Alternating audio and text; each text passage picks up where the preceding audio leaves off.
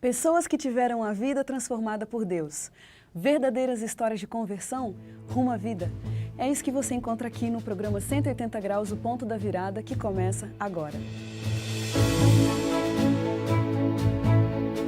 Ela vai nos contar sobre essa mudança de 180 graus que lhe trouxe paz.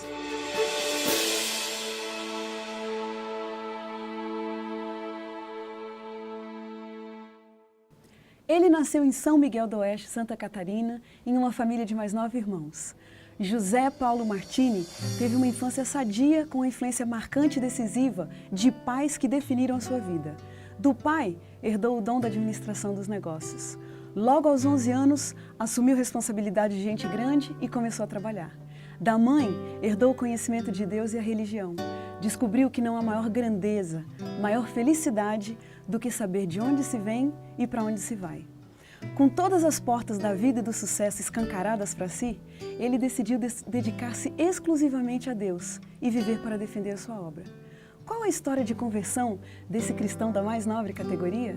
É isso que vamos conhecer agora com o Paulo Martini, que está aqui com a gente. Paulo, obrigado porque você veio. Fala pra gente, Paulo, se você pudesse dizer assim, olha, minha infância foi marcada por uma coisa. O que marcou a sua infância? Olha, eu vivi numa cidade do interior e no bairro dessa cidade do interior. Então eu tive uma infância muito privilegiada, onde nós corríamos, nós jogávamos bola, nós brincávamos, subíamos em árvores, né? Eu creio que também por ter ou fazer parte de uma família de 9 irmãos, nós tínhamos ali uma comunidade dentro da nossa casa. É curioso. Isso ali marcou muito a minha infância. Paulo, que ordem dos filhos que você vem? Eu sou o quarto filho. O quarto filho. Tem 3 moças antes de mim. 3 moças antes. O fato de você ter sido o primeiro homem, em que será que isso te influenciou? Eu acho que isso ali foi bastante determinante para alguns aspectos da minha vida. Porque depois de 3 mulheres, surge um homem, e com o passar dos anos, parece que já saiu uma responsabilidade maior sobre mim ali, né? Então isso, as próprias irmãs, a própria família, já esperava alguma atitude diferente por ter sido o primeiro homem. Qual era a profissão dos seus pais? Meu pai, ele foi empresário, né? Teve várias empresas na região. Minha mãe sempre foi doméstica, ela nunca trabalhou fora. Que tipo de religião que você recebeu dos seus pais? Nós éramos uma família muito religiosa.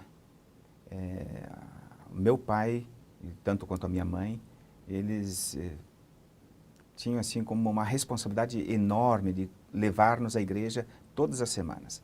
Nós não poderíamos faltar à igreja no final de semana. Quer dizer, se nós não íamos à igreja no final de semana, nós recebíamos algum tipo de castigo, ou nós não poderíamos fazer algumas coisas que nós gostávamos. Né? Que igreja que era? Nós éramos católicos. Então o nível de envolvimento, de firmeza na igreja era total? Total. Nós éramos bastante participativos na igreja. E que tipo de educação que vocês receberam em casa, assim, com relação a valores morais?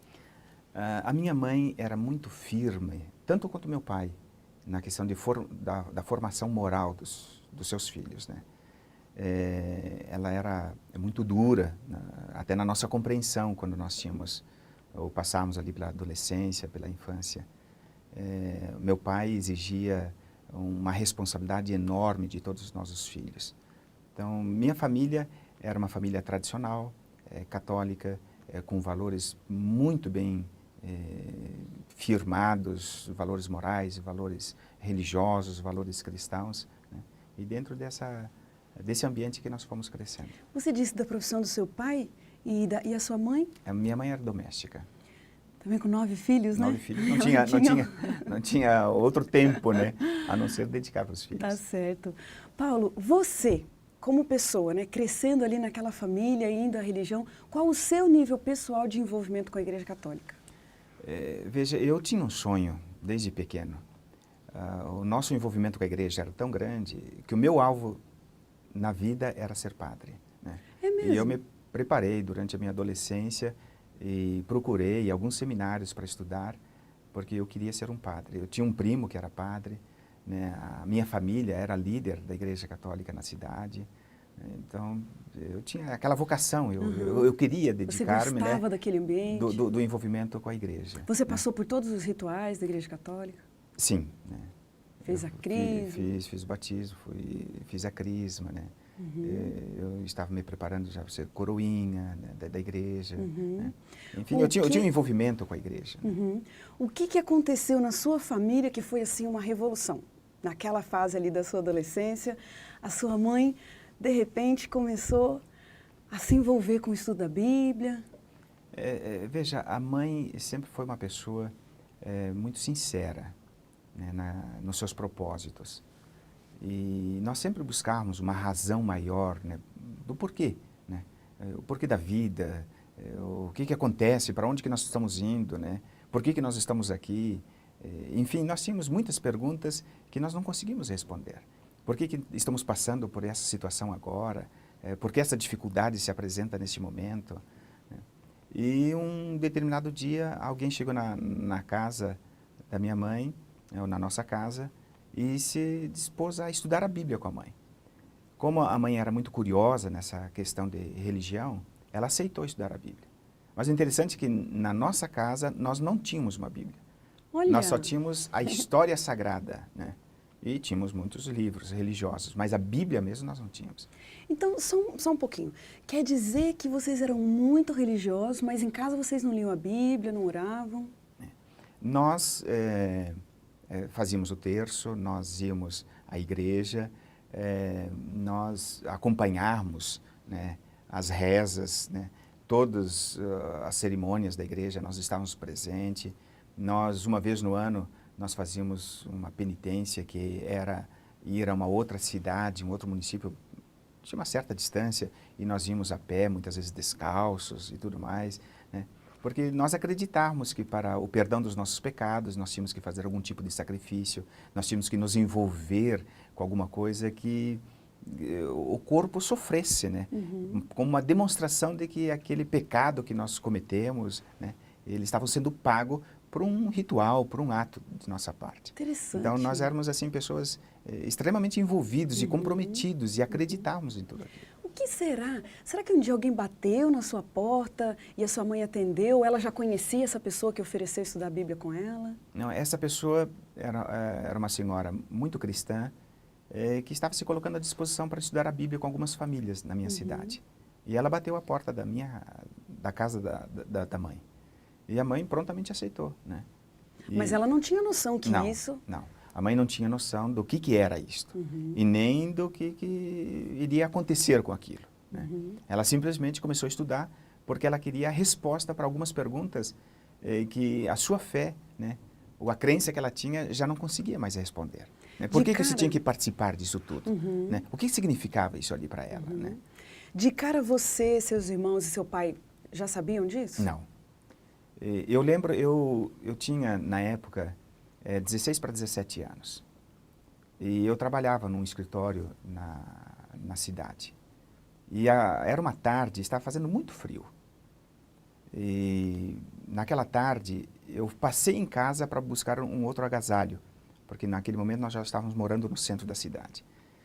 E quando eu cheguei em casa, a mãe não esperava, eu abri a porta de pronto e encontrei ela, duas das minhas irmãs, e uma outra pessoa estranha em volta de uma mesa estudando um livro, né? E eu fiquei extremamente decepcionado com a mãe, né? Eu peguei o meu agasalho e voltei para o trabalho, né? Não falei nada. Aí, à noite, quando terminou o expediente, eu fui para casa, obviamente, tomar o meu banho, trocar a roupa e ia para a escola, porque eu estudava à noite, né, naquela ocasião. E a minha mãe notou que eu estava totalmente diferente. E ela disse, escuta, o que está vendo contigo? E aí eu fui bastante, eu diria assim, até com uma falta de educação com a mãe, né?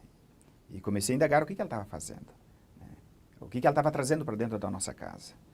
E que ritual que ela estava fazendo dentro de casa. Eu, naquele momento, até achei que ela estava se envolvendo com espiritismo, coisa dessa natureza, né? E a mãe me chamou à parte e disse, olha, eu consigo compreender o que você está falando para mim, e até o seu pensamento. Como eu até imagino que o seu pai vai dizer para nós, né, quando ele souber que nós estamos estudando aqui. Mas não tem importância o que você pensa agora. O fato é que um dia você vai compreender o que nós estamos fazendo, né? Nossa, Paulo, mas foi um momento chocante para você. Foi, porque nós éramos muito religiosos. Nós éramos envolvidos com a nossa crença, né? Então, qualquer estudo, qualquer possibilidade de buscar uma outra coisa que não aquilo que nós acreditávamos e seguir a nossa fé, aquilo chocava a gente, né? Só algumas curiosidades. Você disse aí, né, que você logo assim ficou espantado com aquilo. Você poderia dizer que vocês tinham preconceito com outras religiões? Eu creio que sim, né? Quando você... O que vocês achavam dos crentes, por exemplo? Nós achávamos pessoas extremamente bitoladas, né? Pessoas que não estavam em sintonia com o mundo, né? E você citou também de você ter vindo do trabalho. Que história é essa, 16 anos?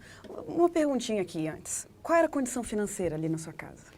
Veja, o meu pai, ele no passado tinha sido um homem muito bem sucedido nos seus negócios. E ele teve grandes empreendimentos ali na nossa região, juntamente com seus irmãos. Mas depois, lamentavelmente, uma coisa começou a dar errado, deu uma outra coisa errada, né? E a situação financeira lá em casa, naqueles momentos, já não eram das melhores, né? Os negócios do pai já não estavam indo tão bem. Né? E você começou a trabalhar com quantos anos? Aí eu comecei com 11 anos de idade. Mas você começou a trabalhar aos 11 anos porque a família precisava do dinheiro ou porque você já queria se independer? Não. Com 11 anos eu comecei a trabalhar, eu diria que era mais até um hobby, né? Mas eu comecei com muita responsabilidade. Naquele momento não era a necessidade da família. Mas logo depois, no segundo emprego, então aí eu mudei de emprego, acho que tinha já para 12, para 13 anos. Aí já a família estava passando por algumas necessidades. Necessidades não, obviamente um dinheiro a mais que entrava no orçamento da família já ajudaria, né? Aí depois eu já mudei para um terceiro com 14 anos, né? Aí já comecei a trabalhar em escritório de contabilidade.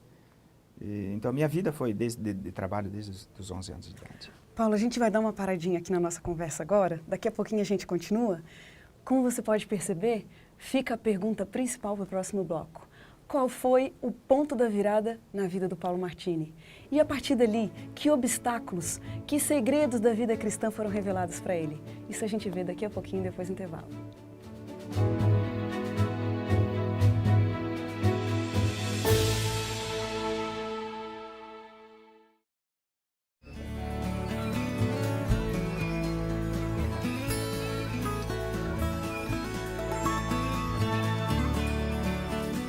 Disposição, alegria, boa saúde,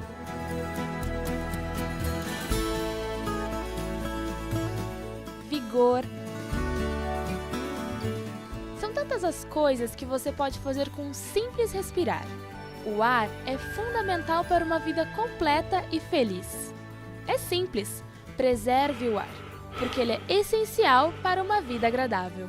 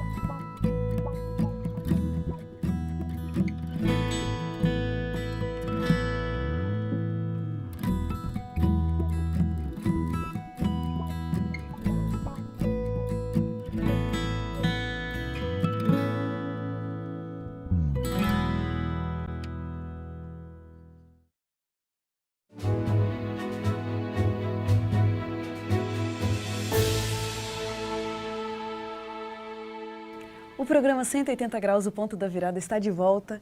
Quem está honrando o nosso programa hoje é o Paulo Martini. E ele vinha contando no bloco anterior do seu grande envolvimento com a Igreja Católica, mas um dia ele chegou em casa e encontrou a mãe e 2 irmãs estudando a Bíblia.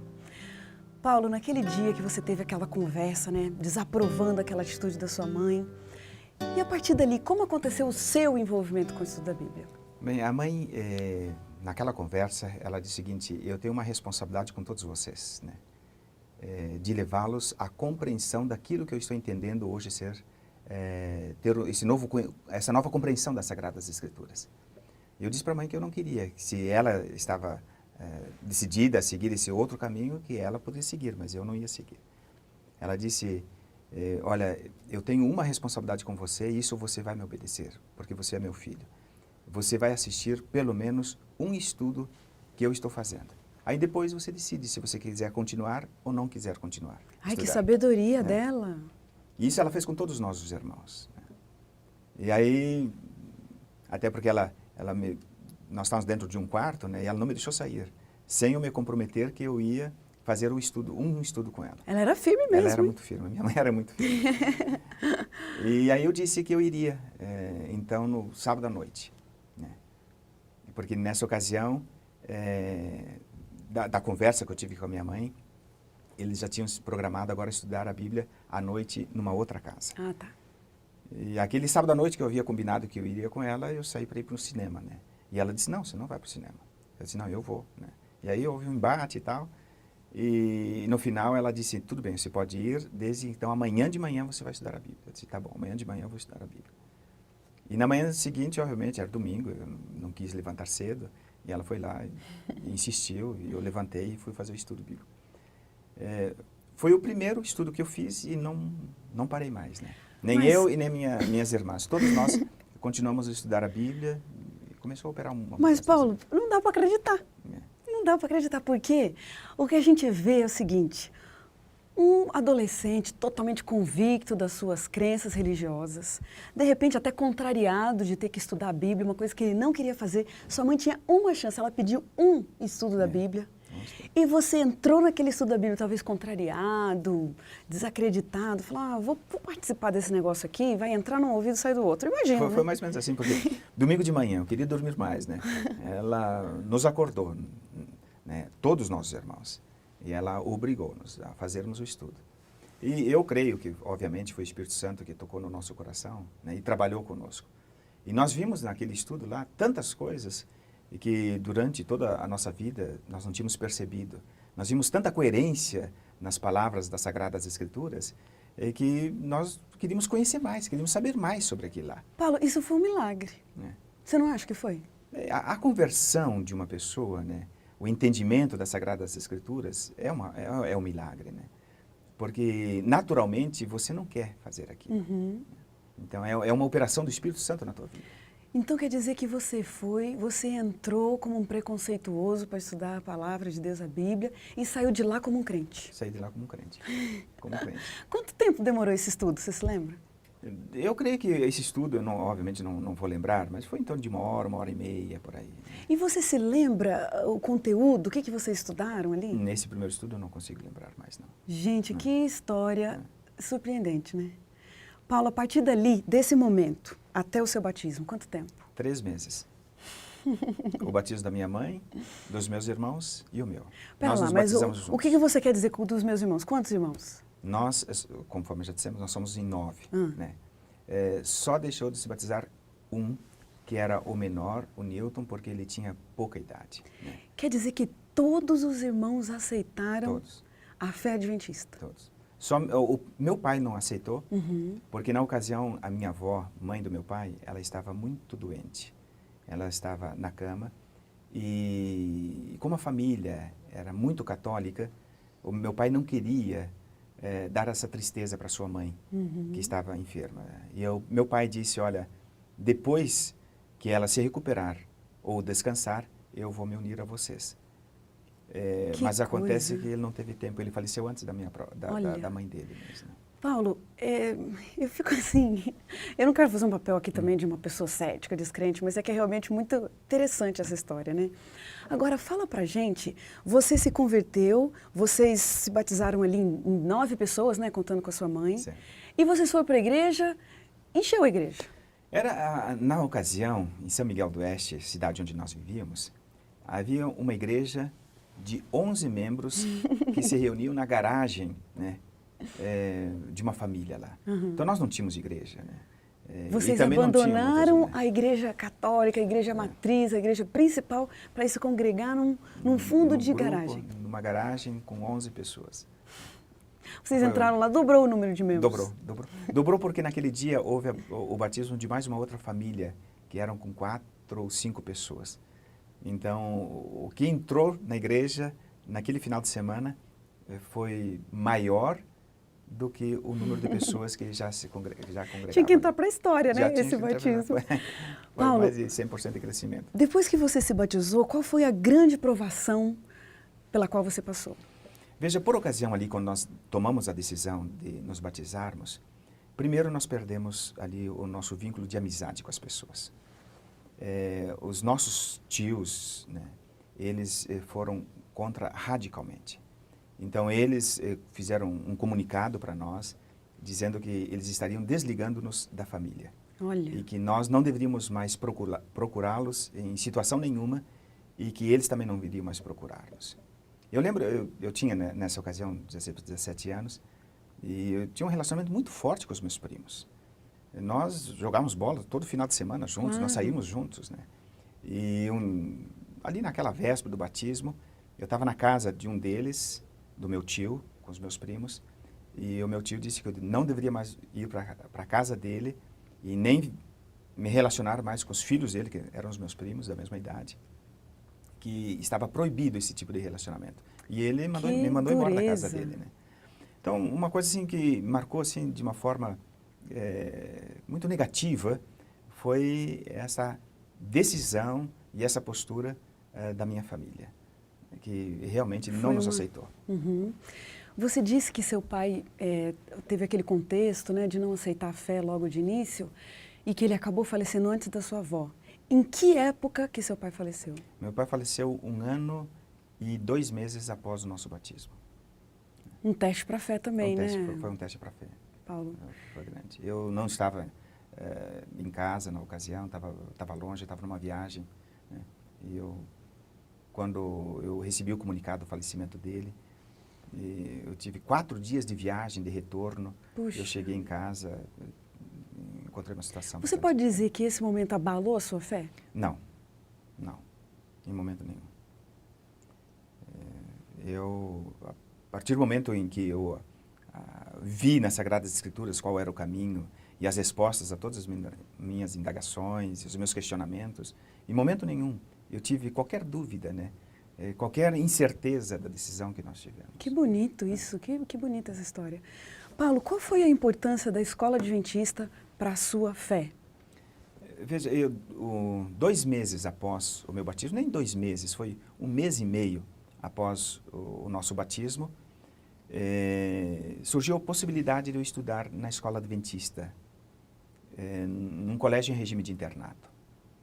E eu abracei, né, esse desafio que era para mim. Uhum. Porque na ocasião eu trabalhava numa empresa e logo no dia do meu batismo, à tarde, numa entrevista que fizeram com a minha mãe ali, qual seria o maior sonho dela, a maior alegria, né? Ela disse, olha, eu gostaria que um dos meus filhos fosse um pastor, né? E eu já tinha um desejo de ser um religioso no passado. Uhum. Aí naquela ocasião eu disse, eu vou ser, né? Eu vou ser o pastor. E daí você foi para o internato? E aí eu fui para o internato com o pensamento de ser um pastor. Mas a empresa onde eu trabalhava, o meu patrão não queria de jeito nenhum que eu saísse. E ele fez várias propostas. Olha, você não deve ir, você está indo para um caminho que não é o correto. Eu pago a faculdade que for para você, aonde você quiser estudar, né? Mas não vai nesse caminho. E eu tomei a decisão, não, eu vou para a escola. E ali, nesse colégio, obviamente, solidificou aquilo que eu havia aprendido. Eu ainda tinha muito pouco conhecimento das Sagradas Escrituras, tinha muito pouco conhecimento da fé, né? Mas ali foi solidificando, né? E foi me amadurecendo. Que beleza, Paulo. A gente tem aqui no nosso programa umas perguntinhas rápidas. Vida. Vida, né? Em Jesus, né? Beleza. Beleza? Olha, a criação de Deus. Sucesso. Relacionamento com Deus. Dinheiro. Pode ser bom, pode ser ruim. Perdão. Deve ser estendido a todas as pessoas. Educação. Olha, são os degraus que servem para elevar-nos a uma melhor comunhão com Deus e relacionamento com o próximo. Pecado. Transgressão das orientações de Deus. Futuro. Eternidade. Um privilégio. Ser cristão. Um medo. Estar distante de Deus. Um pedido. Olha, salvação. Uma grande verdade. Morte de Cristo Jesus e sua ressurreição. Uma grande mentira. Imortalidade da alma. Casamento. Relacionamento eterno. Morte. Descanso. Liberdade. Andar com Deus. Envelhecer. Adquirir experiência. Fracasso. Desistir dos sonhos. Justiça. Acho que Jesus, Um grande sonho. um grande sonho. Ver os familiares e amigos ao lado de Jesus. Um versículo da Bíblia que te acompanha. Apocalipse 2, verso 10, última parte. Ser fiel até a morte e dar-te-ei a coroa da vida. É isso que a gente deseja para você, Paulo. Que bênção que você é. Muito obrigado por tudo, pela sua presença aqui no nosso programa. E a gente termina o programa 180 Graus, o ponto da virada, feliz por ouvir essa história tão maravilhosa. E como diz o texto bíblico, era preciso que nos regozijássemos e nos alegrássemos, porque esse teu irmão estava morto e reviveu, estava perdido e foi achado. Que Deus te abençoe e até o próximo programa.